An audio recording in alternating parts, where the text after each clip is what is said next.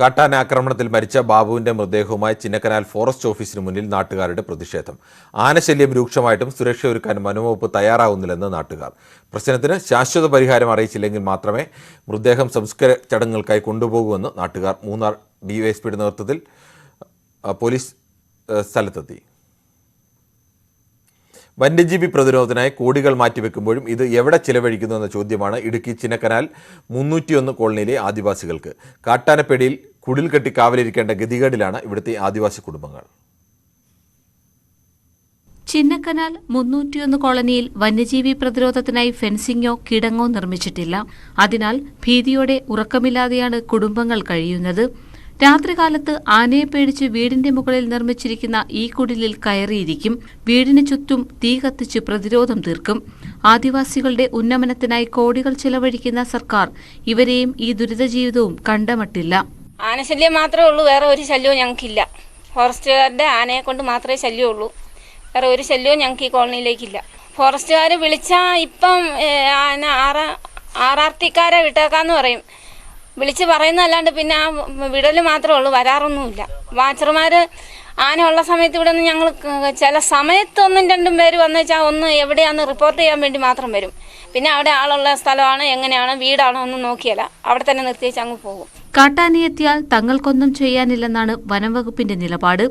ആനയെ നിരീക്ഷിക്കാൻ 24 മണിക്കൂറും ജീവനക്കാരെ നിയോഗിച്ചിട്ടുണ്ടെന്ന് വനംവകുപ്പ് പറയുമ്പോഴും ഒരാളെയും ആനയുള്ളപ്പോൾ ഇവിടേക്ക് കാണാറില്ലെന്ന് പ്രദേശവാസികൾ പറയുന്നു. ആദിവാസികളെ കുടിയൊഴിപ്പിച്ച് ഇവിടം വനമാക്കാൻ വനംവകുപ്പ് മുൻപ് നീക്കം നടത്തിയിരുന്നു. ഇത് വിവാദമായതോടെ പിൻവാങ്ങിയ വനംവകുപ്പ് കാട്ടാനകളെ ഉപയോഗിച്ച് ആദിവാസികളെ കുടിയൊഴിപ്പിക്കാൻ ശ്രമം നടത്തുന്നുവെന്നാണ് ആരോപണം.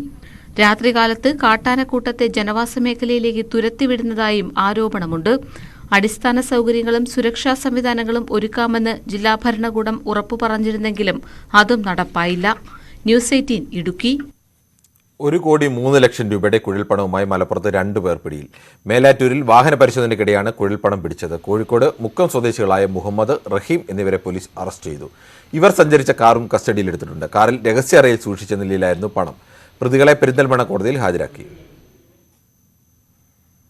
വടകര പുറമേരി വിലാതപുരത്ത് 2 പൈപ്പ് ബോംബുകളും 1 സ്റ്റീൽ ബോംബും കണ്ടെത്തി. വിലാതപുരം റേഷൻ കടയ്ക്ക് സമീപം ആളൊഴിഞ്ഞ പറമ്പിലാണ് ബോംബുകൾ കണ്ടെത്തിയത്. നാദാപുരം പോലീസും ബോംബ് സ്ക്വാഡും പരിശോധിച്ചു. ബോംബുകൾ പിന്നീട് നിർവീര്യമാക്കി. തൊടുപുഴ ചീനിക്കുഴിയിൽ മകനെയും കുടുംബത്തെയും തീകൊളുത്തി കൊന്ന പിതാവ് ഹമീദിന്റെ തെളിവെടുപ്പ് പൂർത്തിയായി. കുടുംബത്തെ ഇല്ലാതാക്കാൻ പ്രതി കരുതി വെച്ചത് 4 ലിറ്റർ പെട്രോളാണെന്ന് പോലീസ് പറഞ്ഞു. കേസിൽ എത്രയും വേഗം അന്വേഷണം പൂർത്തിയാക്കി കുറ്റപത്രം സമർപ്പിക്കാനാണ് പോലീസിന്റെ ശ്രമം. കേസുമായി ബന്ധപ്പെട്ട് 150-ലേറെ പേരുടെ മൊഴിയെടുത്തിട്ടുണ്ട്. പ്രതിയെ വൈദ്യപരിശോധനയ്ക്ക് ശേഷം കോടതിയിൽ ഹാജരാക്കി റിമാൻഡ് ചെയ്തു. അടച്ചുറപ്പില്ലാത്ത വീട്ടിൽ പാമ്പുകളെ ഭയന്നാണ് ഇടുക്കി നെടുങ്കണ്ടം താന്നിമൂട് സ്വദേശി സൈനബ ബിബി കഴിയുന്നത്. വാസയോഗ്യമായ വീടിനു വേണ്ടി നിരവധി തവണയാണ് അധികൃതരെ സമീപിച്ചത്. പക്ഷേ വയോധികയ്ക്ക് വീട് അനുവദിച്ച് നൽകാൻ ഒരു നടപടിയും ഉണ്ടായിട്ടില്ല. വീടിന്റെ തറയിലും ഭിത്തിയിലും മേൽക്കൂരയിലും ഉള്ള വിള്ളലുകൾക്കിടയിൽ പ്ലാസ്റ്റിക് കൂടുകൾ തിരുകി വച്ചിരിക്കുകയാണ്. പാമ്പുകൾ വീട്ടിൽ കയറാതെ നോക്കാൻ ഇതല്ലാതെ വേറെ മാർഗമില്ല സൈനബയ്ക്ക്. എങ്കിലും പലപ്പോഴും പാമ്പുകൾ വീട്ടിനുള്ളിൽ കയറും. ഈ പാമ്പിനെയൊക്കെ കാണുമ്പോൾ ഞാൻ പേടിച്ചു കിടന്ന് കാണുമ്പോൾ ആൾക്കാർ വന്ന് അതിനെ ഓടിച്ചു വിടുകയാണ്. അത് പിന്നെ അത് കയറി വരും. എനിക്കിതിനകത്ത് ഭയം അതിനകത്ത് കിടക്കാന്. എനിക്കിപ്പോ ഈ 2 എണ്ണം ഒന്നിച്ച് വന്നേ പിന്നെ ഞാൻ അയൽവക്കത്തെ വീട്ടിലാണ് പോയി കിടക്കുന്നത്. അതുകൊണ്ട് ഞാൻ വളരെ കഷ്ടപ്പെട്ടാണ് ഇതിനകത്ത് കിടക്കുന്നത്. ഞാൻ വിരയ്ക്ക് നടന്ന് മടുത്തു. എനിക്കിതുവരെ ഒരു വിര കിട്ടിയിരുന്നില്ല. വീട് ശോചനീയാവസ്ഥയിലാണ്. മഴ പെയ്യുമ്പോൾ അടുക്കളയിലെ ചിമ്മിനിയിൽ നിന്നും വെള്ളവും കോൺക്രീറ്റും താഴേക്ക് വീഴും. വെള്ളം വീഴാതിരിക്കാൻ അടുപ്പിന് മുകളിൽ പ്ലാസ്റ്റിക് പടുത വലിച്ചു കെട്ടിയിരിക്കുകയാണ്. കത്തിക്കാൻ പറ്റിയാലും വെള്ളം ഒഴിച്ചുകൊണ്ടേ ഈ പ്ലാസ്റ്റിക് കിട്ടിയിട്ടിട്ടാണ് ഞാൻ ഈ വിഷക്കഞ്ഞി വയ്ക്കുന്നത്. ഇത് മേളിൽ നിന്ന് സിമന്റ് കോൺക്രീറ്റ് ഇങ്ങനെ അടന്ന് മണ്ണും കൂടെ വീഴും. ഭക്ഷണം താരത്തിനകത്ത് വീണാൽ കഴിക്കാൻ പറ്റുന്നില്ല. 69-കാരിയായ സൈനബ ഒറ്റയ്ക്കാണ് താമസം. ഭർത്താവ് 40 വർഷങ്ങൾക്ക് മുൻപ് മരിച്ചു. അസുഖബാധിതനായിരുന്ന മകൻ കഴിഞ്ഞ വർഷം മരിച്ചു. 40 സെന്റ് ഭൂമിയുണ്ടായിരുന്നതിൽ ഏറിയ പങ്കും മകന്റെ ചികിത്സയ്ക്കായി വിറ്റു. അവന് ഈ തലച്ചോറിന് ബ്ലഡ് കട്ട പിടിക്കുകയും ബ്ലീഡിങ് വരുന്ന ഈ ഒരു വശം തളർന്ന് ബ്ലോക്കായി പോയതാ. പിന്നെ സംസാരിച്ചാൽ തിരിയാതെ വന്നു. പിന്നെ ഇടയ്ക്കൊക്കെ തിരിഞ്ഞു വന്നേലും പിന്നെ കിടപ്പ് രോഗിയായി പോയി. 6 വർഷം കഴിഞ്ഞ് 7ാമത്തെ വർഷത്തിൽ മരിച്ചിട്ട് ഇപ്പോൾ 1 വർഷം. വാസയോഗ്യമായ വീടിനായി നിരവധി തവണ അധികൃതർക്ക് അപേക്ഷ നൽകി. ലൈഫ് ഭവന പദ്ധതിയിൽ വീട് അനുവദിച്ചതായി അറിയിക്കുകയും കരാർ വയ്ക്കുകയും ചെയ്തു. പക്ഷേ പിന്നീട് ഒഴിവാക്കപ്പെടുകയാണുണ്ടായത്. വിവിധ രേഖകളുമായി ഓരോ തവണ ഓഫീസുകൾ കയറിയിറങ്ങുമ്പോൾ വീടെന്ന സ്വപ്നം സഫലമാകുമെന്ന പ്രതീക്ഷയാണ് സൈനബയ്ക്ക്. ന്യൂസ് 18 നെടുങ്കണ്ടം.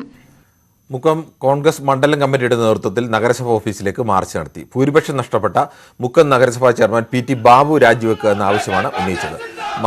വികലമായ ബജറ്റ് അവതരിപ്പിച്ച് ജനങ്ങളെ കബളിപ്പിച്ച മുക്കം നഗരസഭാ ഭരണസമിതി ജനങ്ങളോട് മാപ്പ് പറയണമെന്നും പ്രതിഷേധക്കാർ ആവശ്യപ്പെട്ടു. കോതമംഗലം ചെറുവട്ടൂർ ക്ഷീരോത്പാദക സഹകരണ സംഘത്തിന്റെ പൊതുയോഗം അലങ്കോലപ്പെടുത്താൻ ശ്രമിച്ചെന്ന് പരാതി. യോഗം അലങ്കോലപ്പെടുത്തിയതിനു പിന്നിൽ LDF ആണെന്ന് UDF നേതാക്കൾ ആരോപിച്ചു. ഭരണസമിതിയെ സ്വാധീനം ഉപയോഗിച്ച് ചില CPM നേതാക്കൾ അസ്ഥിരപ്പെടുത്താൻ ശ്രമിക്കുകയാണെന്നാണ് ആരോപണം. വയനാട് ജില്ലയിൽ ക്ഷീരകർഷകരുടെ പ്രക്ഷോഭം ശക്തമാകുന്നു. പാൽ വില വർദ്ധിപ്പിക്കുക, കാലിത്തീറ്റയ്ക്ക് സബ്സിഡി നൽകുക എന്നിവയാണ് പ്രധാന ആവശ്യങ്ങൾ. കർഷകർ വയനാട് കളക്ടറേറ്റിലേക്ക് മാർച്ച് നടത്തി. മലബാർ ഡയറീസ് ഫാർമേഴ്സ് അസോസിയേഷൻ സംസ്ഥാന പ്രസിഡന്റ് വേണു ചെറിയത്ത് സമരം ഉദ്ഘാടനം ചെയ്തു.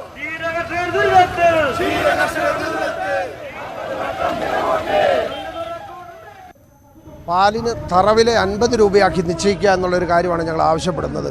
കാരണം ഇപ്പോൾ കൃഷിക്കാരന് ലഭിക്കുന്നത് 35 രൂപയ്ക്കും 37 രൂപയ്ക്കും ഇടയ്ക്കുള്ള ഒരു വിലയാണ്. ആ പാൽ വില നിർണയ രീതി തന്നെ അശാസ്ത്രീയമാണ്. 35 രൂപയ്ക്കടുത്ത പാൽ 50 രൂപയ്ക്കാണ് കൊടുക്കുന്നത്. ഇപ്പം ഞങ്ങൾക്ക് 35 രൂപയായാലും ഞങ്ങൾ കർഷകരെ സംബന്ധിച്ച് കുഴപ്പമില്ല. പക്ഷേ ഞങ്ങൾക്ക് കാലിത്തീറ്റയ്ക്ക് നിർബന്ധമായും സബ്സിഡി അനുവദിച്ചേ പറ്റുള്ളൂ. ഇല്ലെങ്കിൽ ക്ഷീരമേഖലയിൽ നിന്ന് കർഷകരെല്ലാവരും ക്ഷീരമേഖല നിർത്തിപ്പോകേണ്ട അവസ്ഥയിലാണ്. കണ്ണൂർ ജില്ലയിൽ മാത്രം ഡിസംബർ മുതൽ ഫെബ്രുവരി വരെ 3 മാസം കൊണ്ട് 21 ഫാമുകളാണ് പൂട്ടിപ്പോയിരിക്കുന്നത്. കാസർഗോഡ് കാഞ്ഞങ്ങാട് ആടിനെ പ്രകൃതി വിരുദ്ധ പീഡനത്തിനിരയാക്കി കൊന്നു. സംഭവത്തിൽ തമിഴ്നാട് സ്വദേശി സെന്തിൽ അറസ്റ്റിലായി. കാഞ്ഞങ്ങാട് സ്വദേശികളായ മറ്റ് 2 കൂട്ടുപ്രതികൾക്കായി പോലീസ് തെരച്ചിൽ തുടങ്ങി. ആരംഭിച്ച് 2 വർഷം പിന്നിട്ടിട്ടും പൂർണ്ണമായി ഫലം കാണാതെ ഉദയം പദ്ധതി. തെരുവ് ജീവിതമില്ലാത്ത കോഴിക്കോട് എന്ന ലക്ഷ്യവുമായാണ് ജില്ലാ ഭരണകൂടം പദ്ധതി ആരംഭിച്ചത്. ഇപ്പോഴും തെരുവിൽ കഴിയുന്നവരുടെ എണ്ണം വളരെ അധികമാണ്. വർഷങ്ങളായി വീടിന് അപേക്ഷ നൽകിയിട്ടും ലഭിക്കാത്തവരും ഇക്കൂട്ടത്തിലുണ്ട്.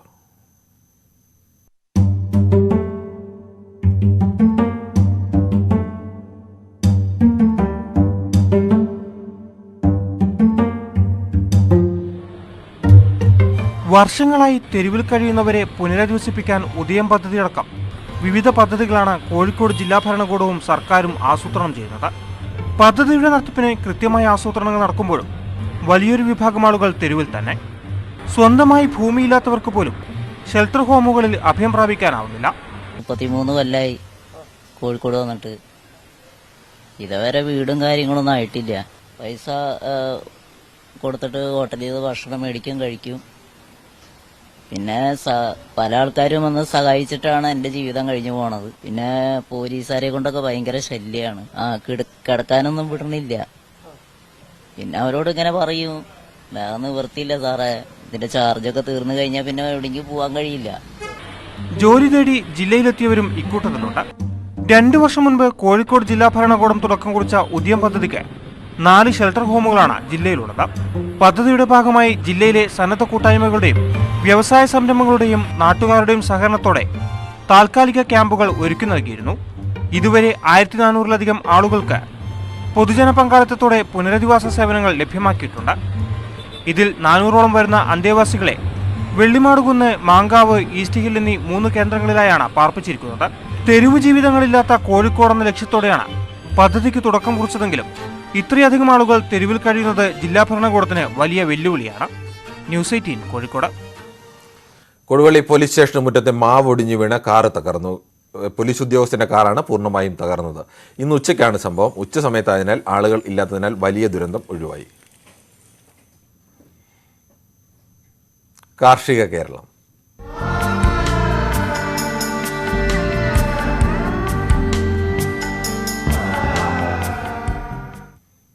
കോതമംഗലം നേര്യമംഗലം നഗരംപാറ മോഡൽ ഫോറസ്റ്റ് സ്റ്റേഷനിൽ പച്ചക്കറി കൃഷി. 1/2 ഏക്കറിലാണ് കൃഷിയുടെ വിളവെടുപ്പ് നടന്നത്.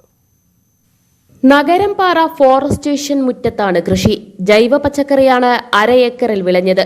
സ്റ്റേഷനിലെ മുഴുവൻ ജീവനക്കാരും ഒഴിവു സമയങ്ങളിലാണ് പരിപാലിച്ചത്. 100 മേനി വിളവ് കിട്ടിയതിൽ എല്ലാവർക്കും സന്തോഷം. ആന്റണി ജോൺ MLA വിളവെടുപ്പ് ഉദ്ഘാടനം ചെയ്തു. മറ്റുള്ളവർക്ക് കൂടി ഒരു സന്ദേശം നൽകാൻ കൂടി ഇവരുടെ ഈ പ്രവർത്തനം ഉപകാരപ്രദമായി തീർന്നിട്ടുണ്ട്. ഇതിന് നേതൃത്വം കൊടുക്കുന്ന DFOയും ഇവിടുത്തെ ഫോറസ്റ്റ് സ്റ്റേഷനിലെ ഡെപ്യൂട്ടി റേഞ്ചർ ഉൾപ്പെടെയുള്ള മുഴുവൻ സ്റ്റാഫ് അംഗങ്ങളെയും ഞാൻ പ്രത്യേകം അഭിനന്ദിക്കുകയാണ്. മറ്റുള്ളവർക്ക് കൂടി ഇവരുടെ ഈ പ്രവർത്തനം മാതൃകയാകട്ടെ എന്ന് ആശംസിക്കുന്നു. പച്ചക്കറി കൃഷിയിൽ സ്വയം പര്യാപ്തത നേടുകയാണ് ലക്ഷ്യം. തരിശായി കിടക്കുന്ന ഇത്രയും സ്ഥലം കൃഷി ചെയ്യുമ്പോൾ ഇവിടുത്തെ ജീവനക്കാർ അതുപോലെ അതിൻ്റെ അകത്ത് നല്ല നിലയിൽ എഫർട്ട് എടുത്തിട്ടുണ്ട്. ശനിയാഴ്ച ദിവസങ്ങളിൽ ഞങ്ങൾ സ്മാർട്ട് സാറ്റർഡേ എന്ന് പറഞ്ഞൊരു പ്രോഗ്രാം ചെയ്യാറുണ്ട്. ഓഫീസ് പരിസരവും വൃത്തിയായി സൂക്ഷിക്കുന്നതിനായി സ്മാർട്ട് സാറ്റർഡേ എന്ന് പറഞ്ഞൊരു പ്രോഗ്രാം എല്ലാ ഫോറസ്റ്റ് സ്റ്റേഷനിലും ഉണ്ട്. അപ്പോൾ അതിൻ്റെ ഭാഗമായാണ് നമ്മളിതിന് സമയം കണ്ടെത്തിയത്. വരും വർഷങ്ങളിൽ കൃഷി തുടരാൻ തന്നെയാണ് ജീവനക്കാരുടെ തീരുമാനം. ന്യൂസ് 18 കോതമംഗലം. ഇടുക്കി ഉപ്പുതറയിൽ ഇടിമിന്നലേറ്റ് പശു ചത്തു. ഉപ്പുതറ കാഞ്ഞിരത്തിങ്കൽ ജലജയുടെ വീട്ടിൽ വളർത്തിയിരുന്ന പശുവാണ് ചത്തത്. വീട്ടിലെ വയറിങ്ങും പൂർണ്ണമായും കത്തിനശിച്ചു. ജലജയുടെ ഭർത്തൃ സഹോദരൻ മോഹൻദാസ് മിന്നലിന്റെ ആഘാതത്തിൽ തെറിച്ചു വീണു. TV മറ്റു ഉപകരണങ്ങളും ഓഫ് ചെയ്തിരുന്നതിനാൽ കൂടുതൽ നഷ്ടമുണ്ടായില്ല. തമിഴ്നാട് ഡിണ്ടികളിൽ വൻ കഞ്ചാവ് വേട്ട. ആന്ധ്രയിൽ നിന്നും തമിഴ്നാട് വഴി കേരളത്തിലേക്ക് കടത്താൻ ശ്രമിച്ച 225 കിലോഗ്രാം കഞ്ചാവാണ് പിടികൂടിയത്. ഇടുക്കി എക്സൈസ് എൻഫോഴ്സ്മെന്റ് സ്ക്വാഡിന്റെയും തമിഴ്നാട് NIBയുടെയും നേതൃത്വത്തിലാണ് കഞ്ചാവുമായി എത്തിയ ലോറി പിടികൂടിയത്. ഇടുക്കി എക്സൈസ് എൻഫോഴ്സ്മെന്റ് ലഭിച്ച രഹസ്യവിവരത്തെ തുടർന്നായിരുന്നു പരിശോധന. തിരുവല്ലയിൽ 8 കിലോ കഞ്ചാവുമായി യുവാവ് പിടിയിൽ. പത്തനംതിട്ട വലഞ്ചൂർ സ്വദേശി സഫദാണ് പിടിയിലായത്. 2 പാക്കറ്റുകളിലായി ബാഗിൽ ഒളിപ്പിച്ച നിലയിലായിരുന്നു കഞ്ചാവ്. ആന്ധ്രയിൽ നിന്നുമാണ് കഞ്ചാവ് വാങ്ങിയതെന്ന് ഇയാൾ പോലീസിന് മൊഴി നൽകി. 23ാമത് പാർട്ടി കോൺഗ്രസിന്റെ പ്രചാരണത്തിനായി ചില്ലുകുപ്പിയിൽ മാതൃകകൾ തീർക്കുകയാണ് കണ്ണൂരിലെ ഒരു കലാകാരൻ. കൂത്തുപറമ്പ് ശങ്കരനെല്ലൂർ PK ബാബുരാജാണ് തന്റെ കലാവൈദഗ്ധ്യം കൊണ്ട് ശ്രദ്ധേയനാവുന്നത്. CPM പാർട്ടി കോൺഗ്രസിന്റെ ഭാഗമായി കണ്ണൂർ ജില്ലയിൽ പ്രാദേശിക തലത്തിൽ പല മാതൃകയിലുള്ള സംഘാടക സമിതി ഓഫീസുകൾ ഉയർന്നു കഴിഞ്ഞു. ഇതിൽ നിന്നാണ് ചില്ലുകുപ്പികൾക്കുള്ളിൽ സംഘാടക സമിതി ഓഫീസിന്റെ മാതൃക രൂപപ്പെടുത്തുക എന്ന ആശയം ബാബുരാജിന്റെ മനസ്സിൽ ഉടലെടുത്തത്. ദിവസങ്ങൾ നീണ്ട പരിശ്രമത്തിനൊടുവിലാണ് മാതൃകകൾ പൂർത്തിയാക്കിയത്. കമ്മ്യൂണിസ്റ്റ് നേതാക്കളായ P. കൃഷ്ണപിള്ള, AKG, EMS എന്നിവരുടെ എല്ലാം ഫോട്ടോയും കുപ്പിക്കകത്തെ മാതൃകകളിലുണ്ട്. പാർട്ടി കോൺഗ്രസിന്റെ ഭാഗമായി നാടുകളിലെല്ലാം വ്യത്യസ്ത രൂപത്തിലുള്ള സംഘാടക സമിതി ഓഫീസ് രൂപീകരിച്ചുകൊണ്ടിരിക്കുകയാണ്. അതിന്റെ ഭാഗമായിട്ട് പല ആളുകളും പല രൂപത്തിൽ പല വ്യത്യസ്ത രീതികളിൽ സംഘാടക സമിതി ഓഫീസുകൾ രൂപപ്പെടുത്തിയിട്ടുണ്ട്. അത് എൻ്റെ മനസ്സിലൊരു ഐഡിയ തോന്നി. ആരും ഇതുവരെ ഉപയോഗപ്പെടുത്താത്ത രൂപത്തിൽ കുപ്പീൻ്റെ ഉള്ളിൽ ഒരു സംഘാടക സമിതി ഓഫീസ്, ഞാൻ മുമ്പേ കുപ്പീൻ്റെ ഉള്ളിൽ പല ശില്പങ്ങളും ചെയ്തിട്ടുണ്ട്. അതിൻ്റെ മാതിരി കുപ്പീൻ്റെ ഉള്ളിൽ ഒരു സംഘാടക സമിതി ഓഫീസ് രൂപീകരിക്കുക, അത് സംഘാടക സമിതിക്ക് കൈമാറണമെന്നുള്ളതാണ് എൻ്റെ ആഗ്രഹം. നേരത്തെയും കുപ്പിയിലും ഹാർഡ് ബോർഡിലും മറ്റും നിരവധി ശില്പങ്ങൾ ഭിന്നശേഷിക്കാരനായ ബാബുരാജ് നിർമ്മിച്ചിട്ടുണ്ട്. താൻ നിർമ്മിച്ച മാതൃകകൾ പാർട്ടി കോൺഗ്രസ് സംഘാടക സമിതിക്ക് കൈമാറാനൊരുങ്ങുകയാണ് ബാബുരാജ്. ന്യൂസ് 18 കണ്ണൂർ. ചെറിയ ഇടവേളയിലേക്ക്.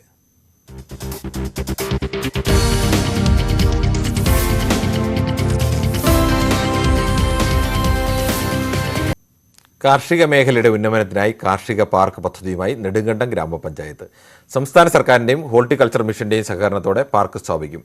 വിള ആരോഗ്യ കേന്ദ്രവും ബയോ ഫാർമസിയും അടക്കം കാർഷിക ടൂറിസം രംഗങ്ങളിൽ നൂതന പദ്ധതികളാണ് നെടുങ്കണ്ടം ഗ്രാമപഞ്ചായത്ത് ബഡ്ജറ്റിൽ അവതരിപ്പിച്ചത്. അടിസ്ഥാന സൗകര്യ വികസനത്തിനും പാർപ്പിട മേഖലയ്ക്കും ഊന്നൽ നൽകി Haripad Muthukulam block panchayat budget vice president G. Unnikrishnan അവതരിപ്പിച്ചു. ലൈഫ് ഭവന പദ്ധതിയിൽ ബ്ലോക്ക് പഞ്ചായത്ത് പരിധിയിൽ 820 വീടുകളുടെ നിർമ്മാണം പൂർത്തിയാകുമെന്ന് ബജറ്റിൽ പറയുന്നു. സ്വയം തൊഴിൽ സംരംഭങ്ങൾക്കും ടൂറിസം വികസനത്തിനുമായി പ്രത്യേക ഫണ്ട് വകയിരുത്തിയിട്ടുണ്ട്.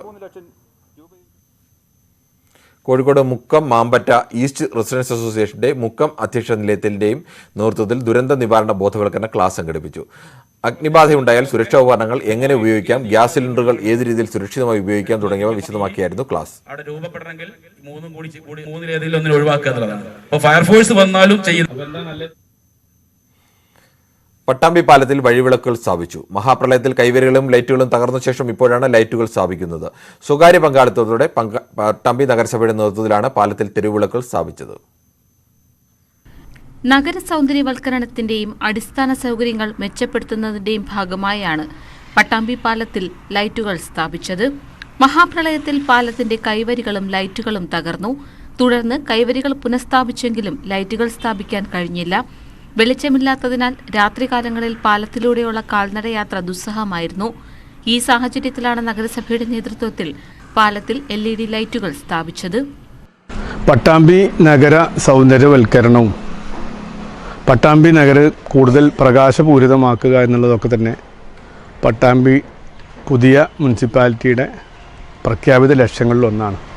പട്ടാമ്പി നഗരസഭയുടെ ഇത്തരം പ്രവർത്തനങ്ങൾക്ക് ജനങ്ങൾക്കിടയിൽ നിന്ന് വലിയ സ്വീകാര്യതയാണ് ലഭിക്കുന്നത്. മാത്രമല്ല ഇത്തരം പദ്ധതികൾക്കൊക്കെ തന്നെ പട്ടാമ്പിയിലെ വ്യാപാരി വ്യവസായി സുഹൃത്തുക്കളൊക്കെ തന്നെ വലിയ സഹായവും ചെയ്തു വരുന്നുണ്ട്. അവർക്കൊക്കെ നന്ദി അറിയിക്കാനും ഞാൻ ഈ അവസരം വിനിയോഗിക്കുകയാണ്. ഇരുവശങ്ങളിലുമായി 30 ലൈറ്റുകളാണ് സ്ഥാപിച്ചത്. സ്വകാര്യ സ്ഥാപനങ്ങളുടെ പങ്കാളിത്തത്തോടെയാണ് പദ്ധതി. സ്ട്രീറ്റ് ലൈറ്റ് സ്ഥാപിക്കുന്ന പ്രവൃത്തി പുരോഗമിക്കുകയാണ്. ആദ്യഘട്ടത്തിൽ മേലെ പട്ടാമ്പിയിൽ സ്ഥാപിച്ച ലൈറ്റുകൾ നിലവിൽ പ്രവർത്തിക്കുന്നുണ്ട്. ന്യൂസ് 18 പട്ടാമ്പി. ഗതാഗതക്കുരുക്ക് രൂക്ഷമായ പത്തനംതിട്ട അബാൻ ജംഗ്ഷനിൽ ഫ്ലൈ ഓവർ നിർമ്മാണം തുടങ്ങി. കിഫ്ബിയിൽ നിന്ന് അനുവദിച്ച 49 കോടി രൂപ മുടക്കിയാണ് ഫ്ലൈ ഓവർ നിർമ്മിക്കുന്നത്. 1.5 വർഷം കൊണ്ട് നിർമ്മാണം പൂർത്തിയാക്കുകയാണ് ലക്ഷ്യം. പത്തനംതിട്ട നഗരത്തിലെ ഗതാഗതക്കുരുക്കിന് പരിഹാരം കാണാനാണ് നഗരത്തിലേക്കുള്ള പ്രധാന പ്രവേശന കവാടമായ അബാൻ ജംഗ്ഷനിൽ ഫ്ലൈ ഓവർ നിർമ്മിക്കുന്നത്. തിരക്കുള്ള സമയങ്ങളിൽ വലിയ ഗതാഗതക്കുരുക്കാണ് ഇവിടെ. ഇതിന് പരിഹാരമായാണ് ഫ്ലൈ ഓവർ നിർമ്മിക്കുന്നത്. കിഫ്ബിയിൽ നിന്ന് അനുവദിച്ച 49 കോടി മുടക്കിയാണ് നിർമ്മാണം. ശബരിമല സീസണിലൊക്കെ ധാരാളം വാഹനങ്ങൾ കടന്നു പോകുന്ന സ്ഥലമാണ്. അത് മാത്രമല്ല തൊട്ടപ്പുറത്താണ് മുനിസിപ്പൽ ഓപ്പൺ എയർ ഓഡിറ്റോറിയം ഉള്ളത്. അപ്പം അവിടെ ഒരു പരിപാടി നടക്കുമ്പോൾ നമ്മുടെ ആ സ്ഥലമൊക്കെ ബ്ലോക്ക് ആവുന്ന സാഹചര്യമുണ്ട്. അപ്പോൾ ഈ ഫ്ലൈ ഓവർ വരുമ്പോൾ താഴെ പരിപാടികൾ നടക്കുകയാണെങ്കിലും നമുക്ക് ഈ ഫ്ലൈ ഓവറിലൂടെ വാഹനങ്ങൾക്ക് പോകാൻ സാധിക്കും. അത് മാത്രമല്ല ആ ഒരു ആധുനിക നഗരത്തിൻ്റെ ഒരു മുഖച്ഛായ കൂടിയായി ഈ ഫ്ലൈ ഓവർ മാറും. ആദ്യഘട്ട പൈലിംഗ് ജോലികളാണ് ഇപ്പോൾ പുരോഗമിക്കുന്നത്. 1.5 വർഷം കൊണ്ട് നിർമ്മാണം പൂർത്തിയാക്കുകയാണ് ലക്ഷ്യം. നിർമ്മാണ പ്രവർത്തനങ്ങൾ വിലയിരുത്താൻ സ്പെഷ്യൽ ടീമിനെയും നിയോഗിച്ചിട്ടുണ്ട്. പത്തനംതിട്ടയുടെ വികസനത്തിന്റെ ഭാഗമായ ഫ്ലൈ ഓവർ നിർമ്മാണം പൂർത്തിയാകുന്നതോടെ ശബരിമല തീർത്ഥാടകർക്കും ഗതാഗതക്കുരുക്കിൽ അകപ്പെടാതെ സുഗമമായി യാത്ര ചെയ്യാൻ കഴിയും. News 18 Pathanamthitta.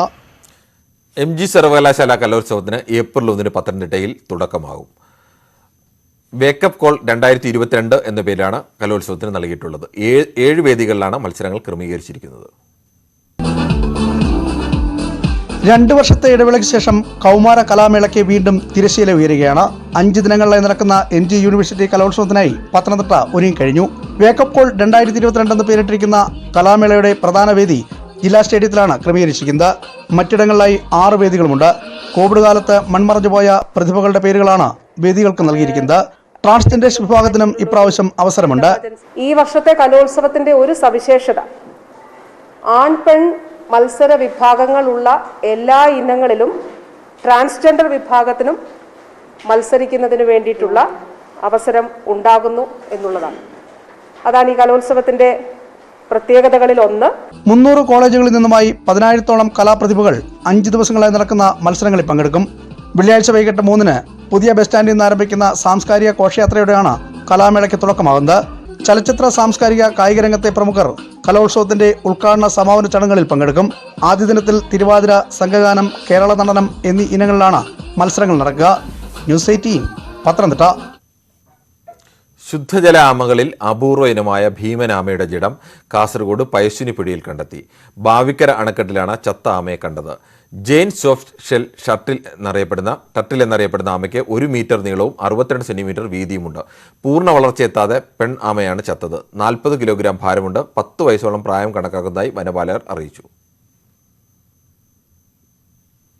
Munnar silent Valley road നിർമ്മാണം പ്രതിസന്ധിയിൽ. റോഡിന്റെ ഉടമസ്ഥാവകാശം നിർമ്മാണ പ്രവർത്തനങ്ങൾക്ക് തിരിച്ചടിയാണെന്ന് എ രാജ MLA പറഞ്ഞു. 2018 പ്രളയത്തിലാണ് മൂന്നാർ സൈലന്റ് വാലി, മൂന്നാർ നെറ്റിക്കുടി റോഡുകൾ മണ്ണിടിഞ്ഞ് പൂർണ്ണമായും തകർന്നത്. പ്രളയത്തിൽ തകർന്ന മൂന്നാർ സൈലന്റ് വാലി റോഡിന്റെ പുനർനിർമ്മാണത്തിലാണ് ആശങ്ക. റോഡിന്റെ ഉടമസ്ഥാവകാശം സംബന്ധിച്ച തർക്കമാണ് നിർമ്മാണ പ്രവർത്തനങ്ങൾക്ക് തിരിച്ചടിയാകുന്നത്. മഹാപ്രളയത്തിൽ തകർന്ന പാതയാണിത്. ആയിരക്കണക്കിന് തൊഴിലാളികൾ തിങ്ങിപ്പാർക്കുന്ന മേഖല. നിർമ്മാണം വൈകിയാൽ മഴക്കാലത്ത് മൂന്നാറിലെത്താൻ തൊഴിലാളികൾ മറ്റു വഴികൾ തേടേണ്ടി വരും. നേരത്തെ നിർമ്മാണ പ്രവർത്തനങ്ങൾ നടത്തുന്നതിന് 3 കോടി രൂപ അനുവദിച്ചിരുന്നു. എന്നാൽ സാങ്കേതിക കാരണങ്ങളാൽ പണി ആരംഭിച്ചിരുന്നില്ല. റോഡ് വർക്ക് ചെയ്യുമ്പോഴാണ് ഈ കോൺട്രാക്ടറുകാർ മനസ്സിലാക്കിയത്. അപ്പം തന്നെ വിളിച്ച് നമ്മൾ ഇടപെട്ടതിൻ്റെ ഭാഗമായി ഇവിടുന്ന് കോൺട്രാക്ടർ നേരിട്ട് കത്ത് കൊടുത്തു. ഈ വർക്ക് റിവൈസ്ഡ് എസ്റ്റിമേറ്റ് നടത്തണം. റിവൈസ്ഡ് എസ്റ്റിമേറ്റ് നടത്തിയാൽ മാത്രമാണ് വീതി കൂട്ടാൻ പറ്റുള്ളൂ. മൂന്നാറിലെ എസ്റ്റേറ്റിലേക്ക് പോകുന്ന മിക്ക റോഡുകളും സ്വകാര്യ കമ്പനിയുടെ ഉടമസ്ഥതയിലാണ് ഉള്ളത്. റോഡിന്റെ ഉടമസ്ഥാവകാശം വിട്ടു നൽകിയാൽ ഗ്രാമീണ റോഡുകളുടെ നവീകരണം ഉടൻ പൂർത്തിയാക്കുമെന്നും MLA പറഞ്ഞു. ന്യൂസ് 18 മൂന്നാർ. വയനാട് മാനന്തവാടി പയ്യമ്പള്ളിയിലെ റോഡ് പ്രവൃത്തി ഇഴഞ്ഞു നീങ്ങുന്നതായി ഇതിൽ പ്രതിഷേധം. മാനന്തവാടി നഗരസഭയിലെ പയ്യമ്പള്ളി കാട്ടിക്കുളം റോഡ് നിർമ്മാണമാണ് വൈകുന്നത്. 60 വർഷത്തിലധികം പഴക്കമുള്ള റോഡാണിത്. ടൂറിസം കേന്ദ്രമായ കുറുവ ദ്വീപിലേക്ക് ദിവസവും 100 കണക്കിന് വാഹനങ്ങളാണ് ഇതുവഴി കടന്നു പോകുന്നത്. മാനന്തവാടി പയ്യമ്പള്ളി മേഖലയിലെ പലയിടങ്ങളിലും റോഡ് പ്രവൃത്തി പൂർത്തീകരിച്ചിട്ടില്ല. ജില്ലാ പഞ്ചായത്ത് അനുവദിച്ച 20 ലക്ഷം രൂപ ചെലവഴിച്ചാണ് പ്രവർത്തനം. ഏകദേശം 1 കിലോമീറ്ററിലധികം ദൂരമാണ് അറ്റകുറ്റപ്പണി നടക്കുന്നത്. പ്രവൃത്തിയിലെ അപാകത ഉദ്യോഗസ്ഥരുടെ ശ്രദ്ധയിൽപ്പെടുത്തിയിട്ടും നടപടിയില്ലെന്ന് നാട്ടുകാർ ആരോപിക്കുന്നു. ഈ റോഡിന്റെ ഈ ശോച്യാവസ്ഥ പല പ്രാവശ്യങ്ങൾ MLA മുതൽ അധികാരപ്പെട്ട മുഖ്യമന്ത്രി വരെ അപേക്ഷകൾ കൊടുത്തിട്ടും ഇന്നുവരെ യാതൊരു പ്രതികരണവും ഞങ്ങൾക്ക് ലഭിച്ചിട്ടില്ല. ഇവിടെ താമസിക്കുന്ന ആൾക്കാരെല്ലാം വളരെ കഷ്ടപ്പെട്ട് ജീവിക്കുന്ന മനുഷ്യരാണ്, കൃഷിക്കാരാണ്, കർഷകരാണ്. ഇവിടെ ഞങ്ങളെ തിരിഞ്ഞു നോക്കില്ല. ഇലക്ഷൻ ആകുമ്പോൾ മാത്രം എല്ലാവരും ഇങ്ങോട്ട് കടന്നു വരും. ആ റോഡ് ശരിയാക്കി തരാം, ഇപ്പം ശരിയാക്കി തരാം, ഇത് അവിടെ ശരിയാക്കി, ഇവിടെ ശരിയാക്കി, ഇത്ര പാസ്സായിട്ടുണ്ട്, ലക്ഷങ്ങളാണ് ഇങ്ങോട്ട് വിനിയോഗിക്കാൻ പോകുന്നത് എന്നെല്ലാം പറഞ്ഞ് ഞങ്ങളെ ആഗ്രഹിപ്പിച്ചിട്ട് ഇപ്പോഴത്തെ ഞങ്ങളുടെ അവസ്ഥ ഇതാണ്. കാൽനട യാത്ര പോലും കഴിയാത്ത തരത്തിൽ കുണ്ടും കുഴിയുമായി കിടക്കുന്ന റോഡ് ഉടൻ നന്നാക്കണമെന്നാണ് ആവശ്യം. വേണ്ടത്ര നിർമ്മാണ സാമഗ്രികൾ ഇല്ലാതെയാണ് പ്രവർത്തനം തുടങ്ങിയതെന്നും ആരോപണമുണ്ട്. ന്യൂസ് 18 വയനാട്. കൊട്ടാരക്കരയിൽ ഹൈടെക് മാർക്കറ്റ് നിർമ്മാണം തുടങ്ങും. മെയ് ആദ്യവാരം നിർമ്മാണം തുടങ്ങാനാണ് തീരുമാനം. 5.5 കോടി രൂപയാണ് ആദ്യഘട്ട പ്രവൃത്തിക്കായി ചെലവ് പ്രതീക്ഷിക്കുന്നത്. 16,000 ചതുരശ്ര അടിയോളം വിസ്തൃതിയിലാണ് മാർക്കറ്റിന്റെ നിർമ്മാണം. 65 സ്റ്റാളുകൾ, ശീതീകരണ മുറി, ബയോഗ്യാസ് പ്ലാന്റ്, ശൗചാലയങ്ങൾ, പാർക്കിംഗ് മേഖല എന്നിവ നിർമ്മിക്കും. നിലവിലെ മാർക്കറ്റ് മാറ്റി സ്ഥാപിച്ച് നിർമ്മാണം ആരംഭിക്കുമെന്ന് മന്ത്രി KN ബാലഗോപാൽ പറഞ്ഞു. കൊടുത്തു കഴിഞ്ഞപ്പോൾ നമ്മൾ അവിടെ ഈ മാർക്കറ്റ് മാറ്റാൻ വേണ്ടിയിട്ടുള്ള സംവിധാനങ്ങൾ ആലോചിച്ചു. പലരോടെ സംസാരിച്ച് അവസാനം നമ്മളെല്ലാം ഇടപെട്ട് കാണും. വേറെ സ്ഥലം തൽക്കാലത്തേക്ക് 1 വർഷത്തേക്ക് തരാമെന്ന് പറഞ്ഞു. അവർക്ക് വാടകയൊന്നും വേണ്ട, ലാൻഡ് തരാമെന്ന് പറഞ്ഞു. പക്ഷെ അവിടെ നമ്മൾ ഈ ഷെഡൊക്കെ കൊണ്ടുപോയി ടെമ്പററി ആയിട്ട് ഷെഡ് കെട്ടി ഇരുത്തണ്ടേ, കടകളിരിക്കണ്ടേ. അതിന് പിന്നെ 10-15 ലക്ഷം രൂപ കൊണ്ട് വേണം. അത് ടെമ്പററി ഷെഡ് അടിക്കും. അതിന് പഞ്ചായത്ത് വകുപ്പിൻ്റെ സാങ്ഷൻ മേടിക്കാനായിട്ട് വന്നാൽ അതിന് സാങ്ഷൻ കിട്ടും ടെമ്പററി ആയിട്ട് ആ സമയത്തേക്ക് നടത്താൻ. അപ്പോൾ നമുക്കൊരു 2-3 മാസത്തിനകം പണി തുടങ്ങാൻ പറ്റുമോ എന്നുള്ളതാണ് ഇവിടെ ആലോചിക്കുന്നത്. കിഫ്ബിയിൽ നിന്ന് 5.5 കോടി രൂപ മുതൽ മുടക്കിയാണ് മാർക്കറ്റിന്റെ നിർമ്മാണം. Kerala state coastal area development കോർപ്പറേഷനാണ് മേൽനോട്ടം. എന്നാലും കിഫ്ബിയിൽ നിന്നും 4.5 കോടി രൂപ മുതൽ മുടക്കിയാണ് നമുക്കിതിൻ്റെ പണി പൂർത്തിയാക്കാൻ പോകുന്നത്. അതിൻ്റെ ഡിസൈനും എല്ലാം അതിൻ്റെ നിർവഹിച്ചു കഴിഞ്ഞിരിക്കുകയാണ്. പോസ്റ്റൽ ഡിപ്പാർട്ട്മെൻറ്റ് അതുമായി ബന്ധപ്പെട്ട് ഇന്ന് അതിൻ്റെ പ്രസൻറ്റേഷൻ എല്ലാം കഴിഞ്ഞു. ഉടൻ തന്നെ ഈ ഏപ്രിൽ മാസം തന്നെ ഇതിൻ്റെ ടെൻഡർ നടപടികൾ പൂർത്തിയാകും. മെയ് മാസം ഇതിൻ്റെ പണി ആരംഭിക്കാൻ കഴിയുമെന്നാണ് ഞങ്ങളുടെ എല്ലാവരുടെയും വിശ്വാസം. മന്ത്രിയും ഉദ്യോഗസ്ഥരും മാർക്കറ്റ് സന്ദർശിച്ചു. 5.5 കോടി രൂപ 12 വർഷത്തേക്ക് തിരിച്ചടവ് വ്യവസ്ഥയിലാണ് നിർമ്മാണം നഗരസഭ ഏറ്റെടുത്തത്.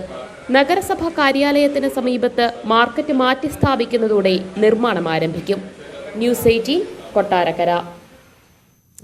പൂർണ്ണമാകുന്നു. നമസ്കാരം.